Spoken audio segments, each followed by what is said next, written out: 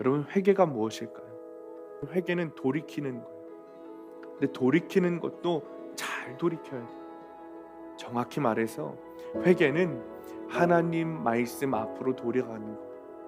세례 요한이 말하는 회개는 단순히 죄 짓지 말고 내가 지은 죄들을 나열하는 것으로 끝나지 않아요. 죄 짓지 않고 잘못한 것을 내 입술 밖으로 토해내는 것은 회개의 과정 중에 일어나는 모습입니다. 사람들이 회개할 때 겉으로 드러나는 아주 대표적인 모습이고 반드시 있어야 하는 일이죠. 그러나 회개는 그것으로 끝나는 게 아니라는 거예요. 만약 그것으로 끝났다면 회개했다고 말할 수 없는 거죠. 오늘 본문 속에서 세례 요한이 말하는 회개는 하나님 말씀 앞으로 돌아가는 거예요. 여러분, 죄가 무엇인지 기억하십니까? 죄는 헬라어로 하마르티아예요. 관역에서 벗어나다는 뜻이죠. 화살을 쏘았는데 그 화살이 관역에 정확하게 맞는 것이 아니라 빗나갔다는 거예요. 즉 우리의 삶이, 우리의 모든 것이 하나님이라는 관역에 딱 맞아야 되는 거예요. 정확하게 맞아야 되는 거예요. 맞지 않는 것, 빗나가는 것, 그것이 죄라는 거예요. 주님과의 관계가 단절된 것, 그것이 죄라는 거예요. 그러므로 회개한다는 것은 화살이 관역에 정확하게 맞는 것, 주님과의 관계가 회복된다는 것, 더 정확히는 하나님의 말씀으로 돌아가는 것, 그것이 회개입니다. 여러분, 땡큐가 우리말로 무엇입니까? 고맙습니다 라는 뜻이죠. 초등학교 선생님이 학생들에게 땡큐가 무엇인지 가르쳐 줬어요. 땡큐는 고맙습니다 라고 가르쳤어요. 그리고 학생들에게 이렇게 물었어요. 얘들아, 그러면 땡스는 무슨 뜻일까? 그러자 아이들이 다 조용한데 한 어린아이가 이렇게 대답했다고 합니다. 고맙음. 그렇게 웃기세요? 네. 네. 생텍쥐 메리의 어린 왕자라는 책에 보면 이런 이야기가 있습니다. 가령 네가 오후 4시에 온다면 나는 3시부터 행복해질 거야. 4시에 가까워 올수록 나는 더 행복해지겠지. 4시에는 흥분해서 안절부절 못할 거야. 그래서 행복이 얼마나 값진 일인가 알게 되겠지. 여러분, 강림절 2번째 주일을 맞이하면서 계속해서 우리는 주님을 기다리고 있습니다. 여러분은 이 어린 왕자 속 이야기처럼 주님을 기다리고 계십니까? 여러분은 누군가를 기다려 본 적 있으십니까? 군대를 간 아들이 휴가를 나온다고 하면 부모들은 며칠 전부터 잠을 설칩니다. 시장에 가서 장을 보고 맛있는 것을 해주겠다 이렇게 다짐하죠. 그리고 혹시 오지는 않았을까 기대하면서 현관문을 열었다 닫았다를 반복합니다. 정말 설레는 마음으로 누군가를 기다리는 사람은 그 기다리는 사람을 기쁘게 하기 위하여서 많은 준비를 합니다. 그렇다면 예수님의 다시 오심을 기다리는 절기에 우리는 무엇을 준비해야 할까요? 오늘 본문은 예수님을 기다리며 그 길을 준비한 사람의 이야기입니다. 아시다시피 세례 요한의 이야기죠. 당시 요한이라는 이름은 참 흔한 이름이었습니다. 그래서 예수님의 제자들 중에도 요한이라는 이름을 가진 제자가 있었습니다. 그 중에 오늘 등장하는 요한은 아주 중요하고 특별한 사람이기 때문에 성경에서 세례라는 이름을 붙여서 구별하고 있어요. 세례 요한은 사복음서에서 모든 시작에 두드러지게 드러납니다. 구약과 신약을 연결해주는 역사적으로 아주 중요한 인물이기 때문입니다. 예수님 역시 세례 요한에 대해서 아주 특별하게 생각하셨어요. 그래서 마태복음 11장 11절에 내가 진실로 너희에게 말하노니 여자가 낳은 자 중에 세례 요한보다 큰 이가 일어남이 없도다 말씀하셨습니다. 그러니까 세례 요한이 역사 속에서 특별하게 여겨지는 이유가 이겁니다. 예수님이 오심을 준비한 사람이었어요. 계속해서 말씀드리지만 예수님을 기다리는 이 강림절기에 그렇다면 우리는 어떻게 예수님을 기다려야 하는가? 물론 세례 요한은 예수님의 초림, 예수님의 첫 번째 오심을 기다리는 사람이었습니다. 그리고 우리는 예수님의 다시 오심을 기다리는 사람들이죠. 그러나 주님을 기다린다는 그 공통점 아래 주님을 어떻게 기다리고 주님을 기다리는 방법은 무엇인가, 어떻게 준비해야 하는가를 이 세례 요한의 모습을 보고 우리가 배워야 합니다. 당시 세례 요한의 파급력은 굉장했던 것으로 보여요. 많은 사람들이 세례 요한을 따랐습니다. 그러니까 요한 앞에 세례라는 수식어가 붙은 이유도 요한이 자신을 따르던 사람들에게 세례를 베풀었는데 얼마나 많은 사람들에게 세례를 베풀었든지 수도 없이 세례를 베풀어서 그 앞에 세례라는 수식어가 붙은 거죠. 이런 사실로 세례 요한의 파급력이 당시 얼마나 대단했는지 우리가 알 수 있습니다. 근데 사실 세례 요한의 메시지는 복잡하지 않았어요. 굉장히 단순했어요. 이겁니다. 회개하라. 천국이 가까이 왔느니라. 이것이 세례 요한의 메시지였습니다. 그리고 세례 요한이 말하기를 회개하는 것이 주님이 오실 길을 준비하는 거다. 회개하는 것이 메시아를 기다리는 방법이고 메시아가 오시도록 준비하는 방법이야 라고 말하는 거죠. 2절 3절입니다. 우리 함께 읽습니다. 시작. 회개하라 천국이 가까이 왔느니라 하였으니 그는 선지자 이사야를 통하여 말씀하신 자라. 일렀으되 광야에 외치는 자의 소리가 있어 이르되 너희는 주의 길을 준비하라 그가 오실 길을 곧게 하라 하였느니라. 아멘. 자, 그러면 여러분 회개가 무엇일까요? 회개가 무엇일까요? 그저 예배당에 나와서 주님 내가 잘못했습니다 라고 말하고 나의 죄를 나열하는 것이 회개일까요? 세례 요한은 그것을 회개라고 말하지 않았어요. 오늘 말씀 7절입니다. 요한이 많은 바리새인들과 사두개인들이 세례 베푸는 데로 오는 것을 보고 이르되 독사의 자식들아 누가 너희를 가르쳐 임박한 진노를 피하라 하더냐. 그러니까 세례 요한이 세례를 베푸는 곳에 바리새인들과 사두개인들이 찾아왔어요.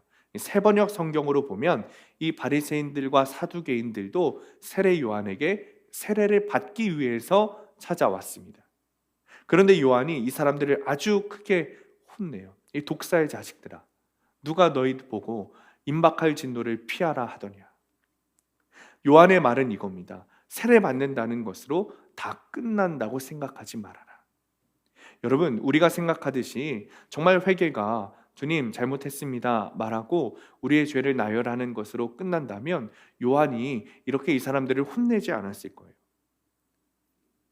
그저 한마디로 회개가 끝나고 그래서 세례를 받는 것으로 구원을 받을 수 있다면 요한이 이 사람들을 혼내지 않았을 거예요.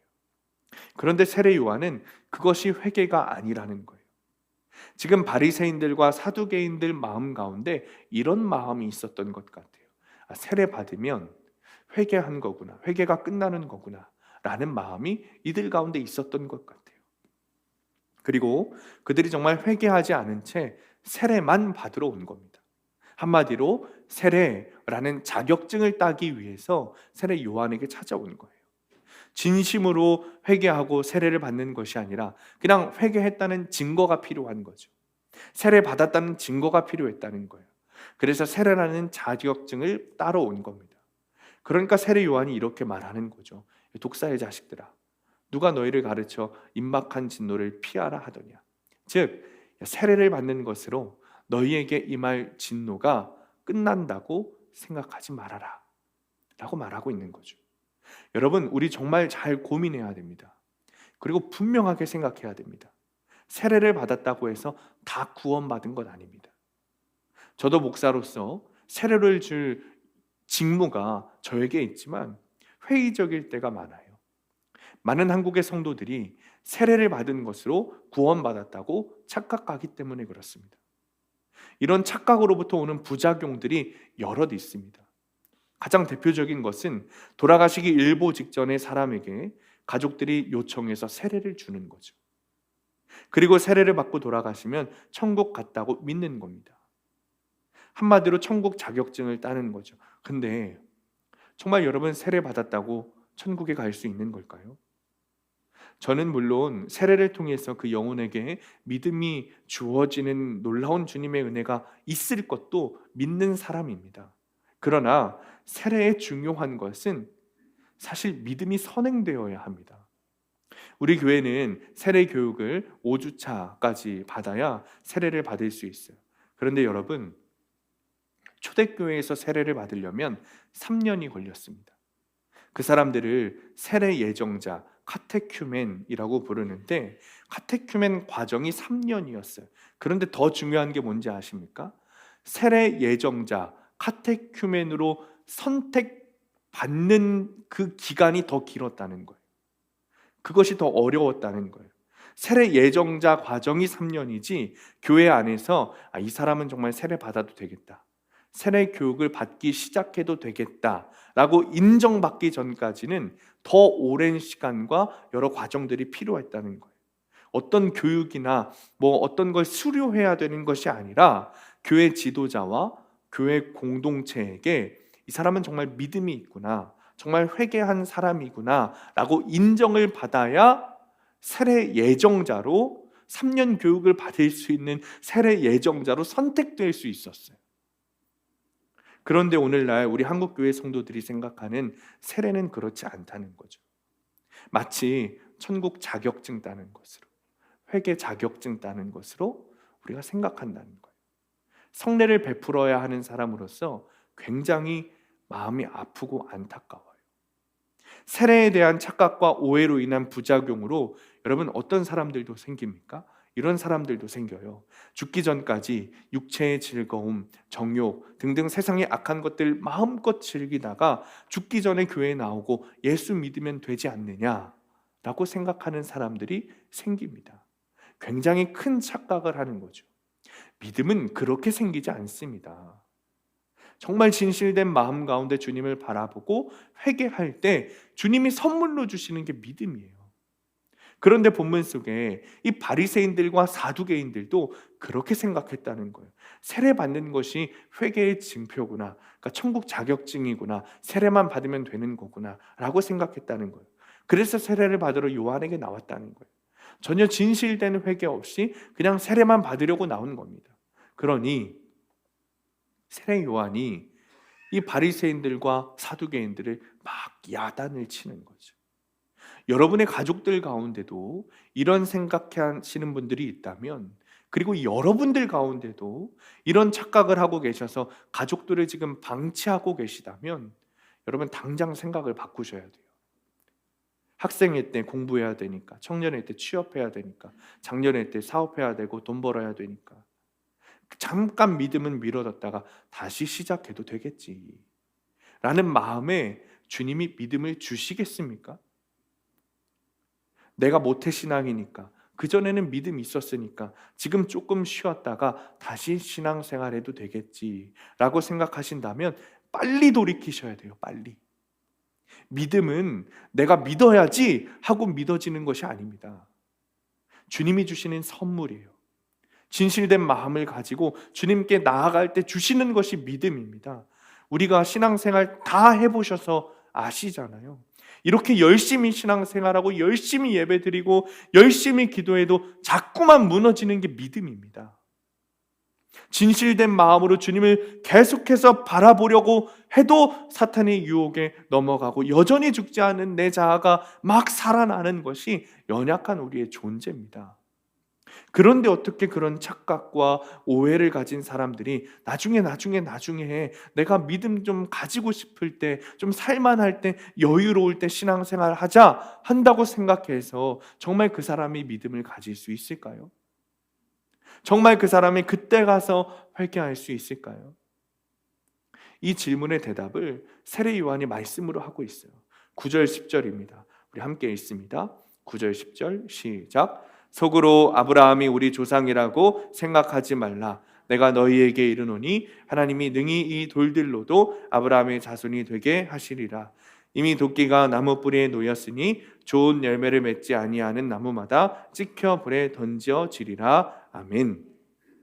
세례 요한이 지금 이렇게 말하고 있는 거예요. 야, 내가 회개하라고 말하고 천국이 가까이 왔다라고 말하면서 세례를 주니까 너희들이 착각해서 지금 세례만 받으면 회개한 줄 알고 천국 백성 된 줄로 생각하는데 아니야. 너희들이 지금 속으로 나는 아브라함의 자손이야, 나는 선택받은 백성이야, 민족이야 라고 생각하면서 그러니 나는 구원받았어, 내 구원은 따놓은 당상이야 라고 생각하지만 아니라니까. 너 발밑에 보이는 돌 보여? 그 돌들로도 아브라함의 민족 자손을 만드실 수 있는 분이 우리 주님이셔. 그러니까 네가 아무리 바리새인이고 서기관이고 제사장이고 다 소용없어. 회개하지 않으면 이미 도끼를 나무 뿌리에 갖다 놓은 존재 같은 거야. 회개하지 않으면 곧 도끼에 찍혀 넘어져 버릴 나무와 같은 존재야. 세례 요한이 이렇게 말하고 있는 거예요. 세례 요한이 지금 당시 죄인으로 통용되는 세리와 창녀들을 향해서 말하는 게 아닙니다. 바리새인들과 사두개인들은 당시 종교 지도자들이었어요. 가장 율법적인 사람들. 사두개인들은 당시 종교 지도자들, 귀족들이었어요. 1%였습니다. 그런 사람들에게 독사의 자식들아 라고 외치는 거예요. 우리가 어제까지 출애굽기 말씀을 큐티했습니다. 그리고 오늘부터 이제 고린도후서의 말씀을 가지고 큐티를 하는데, 여러분 이번 주 큐티 한번 생각해 보세요. 이번 주 큐티에 보면 제사장이 입는 에봇에 대해서 나와요. 그렇죠? 그런데 그 에봇은 무엇을 상징합니까? 거룩을 상징해요. 그런데 거룩을 상징하는 에봇을 입었다고 해서 그 제사장이 거룩해집니까? 그렇지 않다는 거예요. 여러분 에봇을 보면 그 밑에 방울을 달았어요. 그 방울을 왜 달았습니까? 제사장이 하나님 앞으로 나아갈 때 혹시 그 사람이 무슨 죄를 지어서 죽으면 방울 소리가 들리지 않을 테니 그 방울 소리를 듣고 이 제사장이 살았나 죽었나 확인하기 위해서 방울을 단 거예요. 그러니까 에봇을, 거룩을 의미하는 에봇을 입었어도 제사장이 거룩하지 않으면 하나님 앞에 나아갔을 때 죽는다는 거죠. 성막 가운데 보면 여러분 무엇을 두었죠? 노스로 만든 물두멍을 두었어요. 이 물두멍이 무슨 용도였습니까? 제사장이 하나님 앞으로 나아가기 전에 손과 발을 닦는 용도였어요. 자신의 더러움, 죄를 씻는 용도였어요. 여러분 에봇을 입는다고 거룩해지는 것이 아니라 손과 발을 닦듯이 회개해야 되는 거예요. 마찬가지예요. 여러분 우리도 세례를 받았다고 구원받는 게 아니에요. 세례를 받았다고 천국 자격증 따는 게 아닙니다. 손과 발을 닦듯이 진실된 회개가 우리 안에 있어야 되는 거예요. 사랑하는 성도님들, 오늘 본문 속에 나오는 바리새인과 사두개인 같은 사람들이 우리 중에는 없을까요? 여러분 정말 예수를 믿음으로 인해서 여러분의 삶이 바뀌었습니까? 하나님을 믿는 열매가 여러분의 삶에서 계속해서 맺히고 계십니까? 이런 점에서 우리는 오늘 나 자신을 잘 점검해야 돼요. 사람들이 보는 눈 말고 하나님이 보시는 눈으로 나를 보았을 때 나의 믿음은 어떤가? 정말 내가 하나님밖에는 의지할 것이 없고 정말 내 마음속에 나를 구원해 주신 그 주님의 역사가 감동이 넘쳐 흐르는가? 여러분 정말 우리에게 믿음이 있다면 다른 사람들을 볼 때 정죄하거나 판단할 게 없어요. 이유가 있어요. 왜냐하면 내 안에 정말 구원의 역사의 감동이 흐르면 내가 얼마나 큰 죄인인지 알기 때문에 그렇습니다. 아, 나보다 더 큰 죄인은 없구나.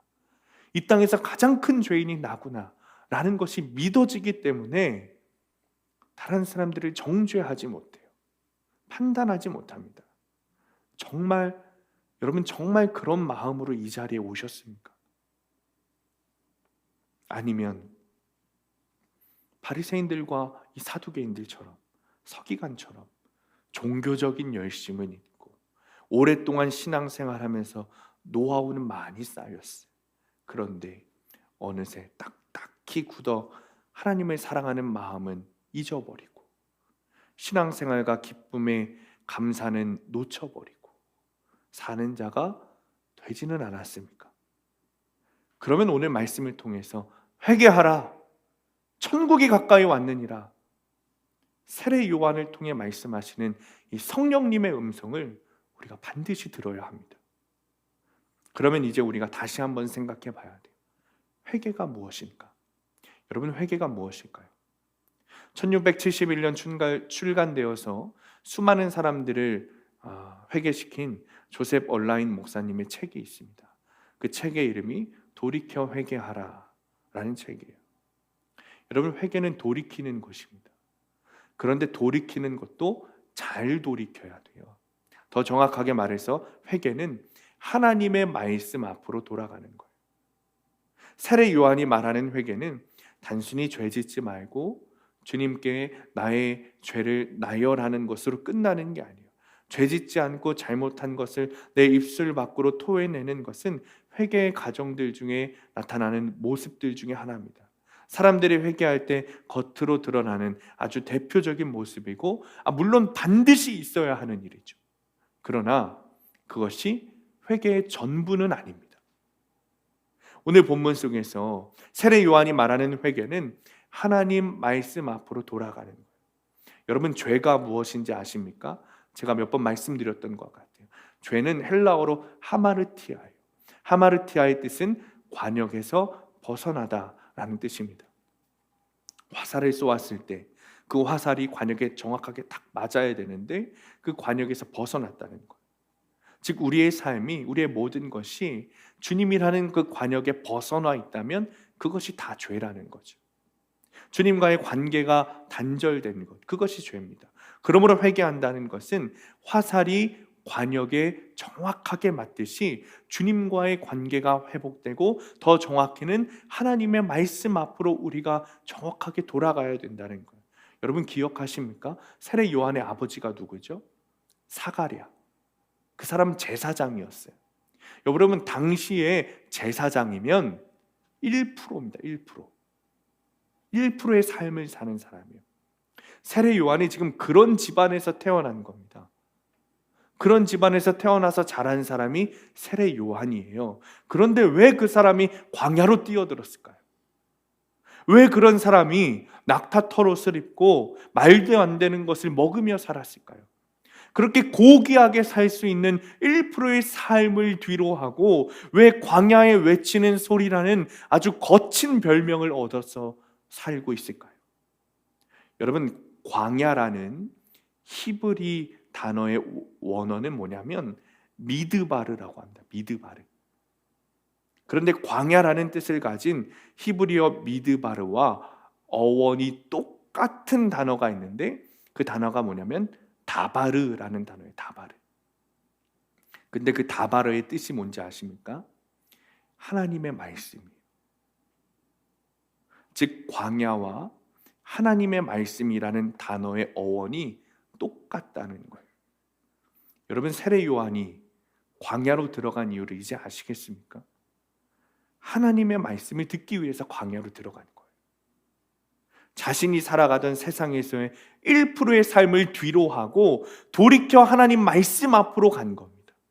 세례 요한은 지금 회개가 무엇인지 자신의 삶으로 보여주고 있어요. 세례 요한은 낙타털옷을 입고 허리에 가죽들을 띠고 음식은 메뚜기와 석청을 먹었어요. 왜 그랬을까요? 마태복음 11장 8절에 보면 세례 요한이 입은 이 낙타털옷은 고귀한 사람들이 입는 옷과는 정반대, 아주 가난한 사람들, 먹지 못하는 사람들이 입었던 옷이 낙타털옷이었어요.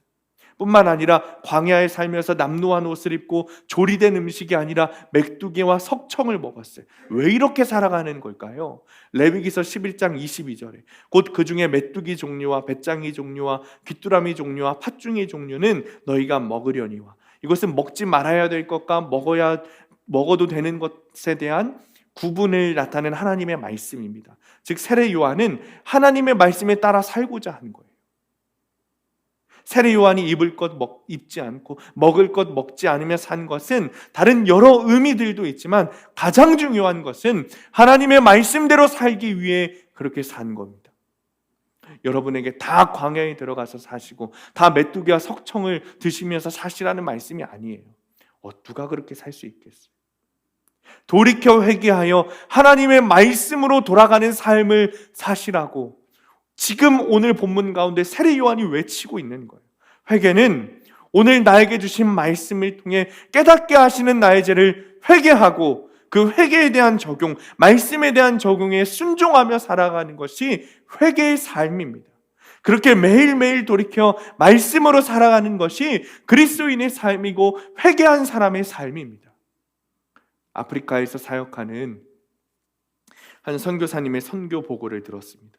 대부분이 일부 다처제인 아프리카는 추장의 경우에 수십 명의 부인을 거느린다고 해요. 선교사님 교회에 출석하는 추장도 부인이 20명이나 됐답니다. 부럽진 않으시죠, 여러분? 그 자식들까지 합치면 교인 전체가 추장들의 가족이라는 거예요. 어느 날 추장이 선교사님을 찾아와서 자신이 아무래도 하나님께 큰 잘못을 저지르는 것 같다. 20명의 아내와 사는 것을 하나님이 기뻐하시지 않는 것 같다. 라고 말을 하는 거예요. 선교사님이 그 점에 대해서 한 번도 지적한 적이 없는데 추장이 스스로 말씀을 보고 깨달아 죄를 고백하는 거죠. 근데 그 다음이 재밌습니다. 그는 20명의 아내 중에 18명을 돌려보내고 2명의 아내와 같이 살겠다는 거예요. 여러분, 이게 진짜 회개일까요? 2명의 아내는 포기하지 못하겠다는 것은 완전한 회개가 맞을까요? 물론 추장이 18명을 돌려보내겠다고 결단한 것이 얼마나 힘들었을까요? 그것만도 참 대단한 일이라고 말할 수도 있겠죠. 하지만 충분하지 않아요. 회개하려면 먼저 죄를 철저하게 깨달아야 돼요. 하지만 그것은 회개의 시작이지 전부가 아닙니다. 주님께서 그 추장에게 말씀하실 때 18명만 돌려보내는 것도 기특하니까 그래도 어떻게 여태 20명이랑 살았는데 1명이랑 살겠냐, 2명은 좀 남겨둬라, 그렇게 말씀하셨을까요? 그렇지 않았을 거예요. 단 1명의 아내하고만 살고 모두 돌려보내라고 말씀하셨을 거예요. 진정한 회개는 돌이켜 정말 말씀으로 돌아가 그 말씀에 순종하며 사는 겁니다. 완전히 순종하는 거죠. 한편 1907년 한국에 수많은 중국인 사업가들이 있었대요. 이 땅에. 그리고 많은 한국인들이 그 중국인 사업가들 밑에서 고용되어서 일을 했다고 합니다. 그런데 중국인 사업가들이 깜짝 놀라는 일이 일어난 거예요. 어느 날 갑자기 수많은 한국인들이 중국인 사장에게 찾아와서 무릎을 꿇고 잘못을 빌리기 시작하는 거예요. 자신들이 저질렀던 부정들, 돈이나 물건을 훔쳤던 것들, 회계장부를 조작해서 부당한 이익을 취했던 것을 고백하기 시작하는 거예요. 그리고 그들이 부당하게 취했던 것을 다시 돌려놓기 시작했습니다. 이자까지 쳐서 돌려놓기 시작했다는 거예요. 그들이 누구냐면 1907년 평양 장대현 교회에서 있었던 대부흥을 경험한 성도들이었다는 거예요.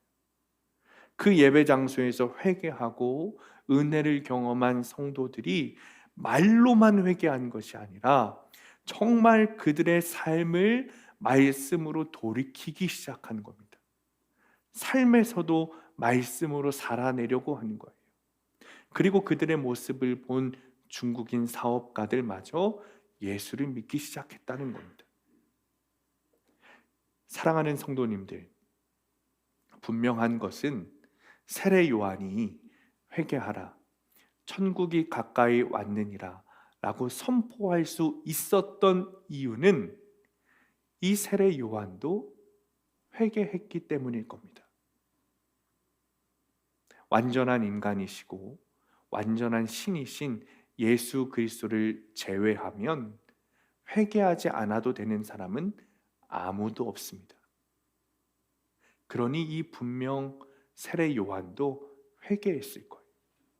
그리고 그 회개가 하나님의 말씀 앞으로 돌아가는 것임을 우리의 삶으로 보여주고 있습니다. 8절에 본인이 말하듯이 회개에 합당한 열매를 맺어라. 이 회개에 합당한 열매를 맺는 것이 말씀대로 사는 것, 주님의 말씀에 순종하며 적용하며 사는 것이죠. 그런데 여러분 아십니까? 세례 요한이 목 놓아 외쳤던 회개하라 천국이 가까이 왔느니라 라고 목 놓아 외치며 준비해 놓은 이 길 위에서 예수님께서 성경의 역사 속에 등장하시면서 가장 첫 번째로 하신 말씀이 똑같다는 거예요. 마태복음 4장 17절에 예수께서 비로소 전파하여 이르시되 회개하라 천국이 가까이 왔느니라.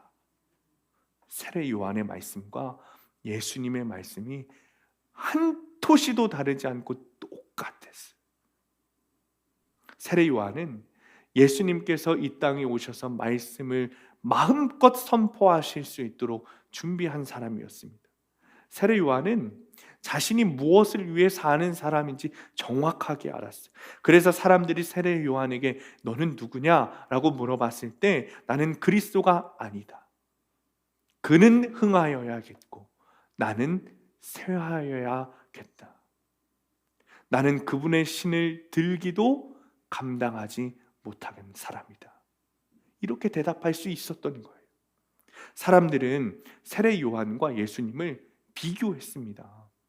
세례 요한이 잘났느니 예수가 잘났느니 누가 더 큰 스승이니 비교했다고요. 그래서 예수님의 제자들도 세례 요한의 제자들이 기도를 배운 것을 보고 부러워서 예수님에게 기도를 가르쳐 달라고 하지 않습니까? 당시 사람들이 비교한 거예요. 누가 더 큰 선지자냐 비교한 거죠. 그러니 세례 요한의 마음 가운데 여러분 오버해가지고 비교의식을 가지고 혹은 인정 중독으로 예수님보다 앞서고자 했을 수도 있습니다. 그의 마음 가운데 그런 마음이 들었을 수도 있어요. 그러나 세례 요한은 더 나가지 않았어요. 딱 거기까지. 나에게 시키신 사명 딱 거기까지 하고 멈췄어요. 어떻게 그럴 수 있었을까요? 말씀으로 살았기 때문에 그런 거예요.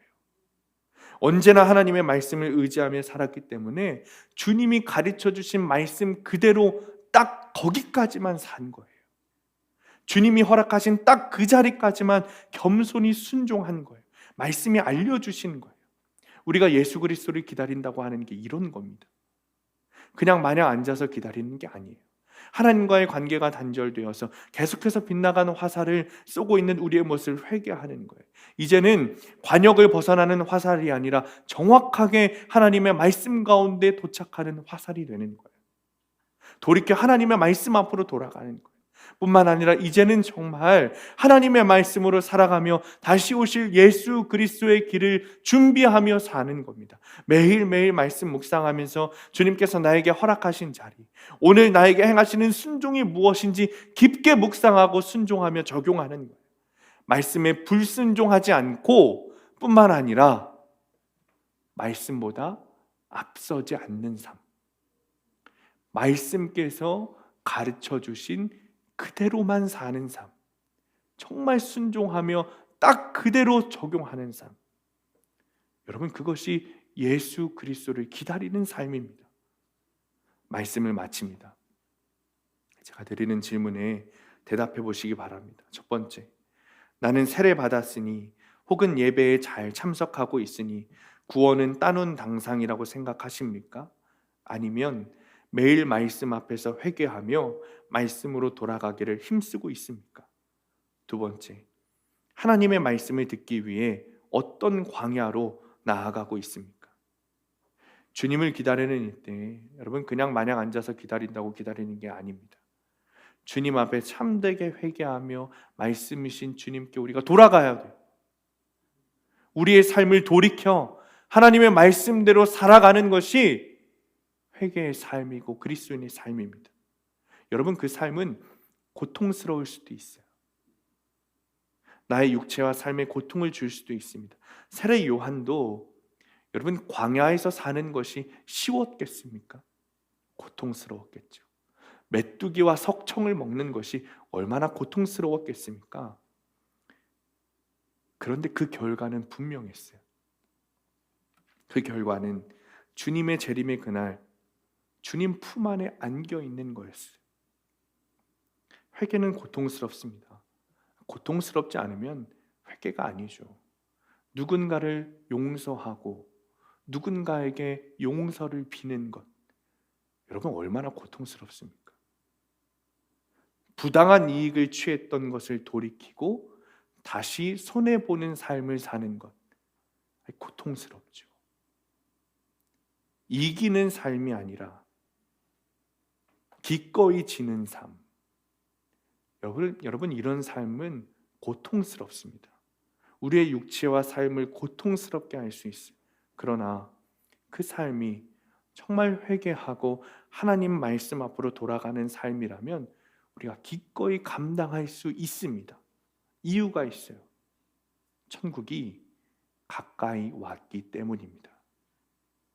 이번 한 주간도 말씀을 통해 깨닫게 하시는 죄를 회개하고 돌이켜 말씀으로 돌아가는 삶을 통해 주님을 기다리고 천국을 맛보는 여러분들 되시기를 간절히 축원합니다. 우리에게 회개하라 천국이 가까이 왔느니라 라는 복음을 들려주시니 감사합니다. 아멘. 이 말씀을 듣지 못하고 곧 종말할 이 땅에 소망을 두고 살아가는 것이 아니라 천국을 소망하며 살아가게 하시니 주님 감사합니다. 아멘. 주님, 우리의 회개가 그동안 잘못되었음을 깨닫습니다. 그냥 말로만 주님 잘못했습니다 말하고 내 죄를 나열하는 것으로 끝났습니다. 이제는 진정한 회개가 우리 안에 있기를 원합니다. 아멘. 돌이켜 하나님의 말씀으로 돌아가기를 원합니다. 아멘. 내 삶이 정말 하나님의 말씀대로 사는 삶이 되기를 원합니다. 아멘. 이렇게 사는 것이 진정한 회개라는 사실을 잊지 않게 하시고 매일 말씀을 붙들고 말씀으로 사는 삶이 되게 하여 주옵소서. 아멘. 시간에 주님 이름 부르시고 함께 기도하겠습니다. 주여, 오 아버지 하나님, 마라나타. 아멘. 주 예수여 오시옵소서. 우리가 정말 천국을 소망하며 살게 되게 마라나타. 아버지 하나님, 정말 진정한 회개가 우리 안에 있기를 원합니다. 돌이켜 하나님의 말씀으로 돌아가게 되기를 원합니다. 아멘. 주 예수여 오시옵소서. 마라나타. 우리의 삶이 돌이켜 하나님의 말씀으로 돌아가게 하여 마라나타. 이렇게 사는 것이 진정한 회개라는 사실을 깨닫게 하여 주옵소서. 아멘. 주 예수여 오시옵소서. 마라나타. 하나님 앞에 갈 수 있는 아버지 기회를 허락하시니 하나님 감사합니다. 그 기회를 붙들고 살아갈 때 아멘. 주 하나님 정말 주님 앞으로 나아갈 때 말씀으로 살아가는 우리의 삶이 될 수 있도록 우리를 축복하시고 하나님 인도하여 주옵소서. 주님 감사합니다. 세례 요한을 통하여 성령님께서 우리에게 회개하라 말씀하십니다. 우리가 이 말씀을 정말 깊이 새겨 듣기를 원합니다. 천국이 가까이 왔으니 빨리 회개하라는 주님의 촉구가 우리 마음속 깊이 새겨지기를 원합니다. 그래서 내 안에, 우리 수함교회 공동체 안에 진정한 회개가 일어나기를 원합니다. 나의 모든 죄들이 조명되고 발각되어 드러나게 하시고 하나도 빠짐없이 주님 앞에 자복하며 회개하여 주옵소서. 뿐만 아니라 나의 삶이 변화되기를 원합니다. 말씀을 통해 나의 삶 속에서 끊임없는 적용들이 일어나게 하시고 그 말씀에 순종하여 완전히 변화되는 삶이 되게 하여 주옵소서. 말로만 하는 것이 아니라 정말 돌이켜 하나님의 말씀으로 돌아가는 삶을 살게 하여 주옵소서. 이제는 구원하시기 위하여 세상에 오시는 예수 그리스도의 은혜와 죄인을 구원하시는 하나님의 사랑하심과 주님의 백성을 위로하시고 새롭게 하시는 성령님의 인도하심이 회개하라 천국이 가까이 왔느니라 라는 세례 요한의 외침을 들으며 말씀이신 예수께 돌이키는 삶을 결단하며 나아가는 당신의 자녀들 머리 위에, 이들의 가정과 일터와 학업 위에, 그리고 사랑하는 수함교회 위에 영원토록 함께 하시기를 간절히 축원하옵나이다. 아멘.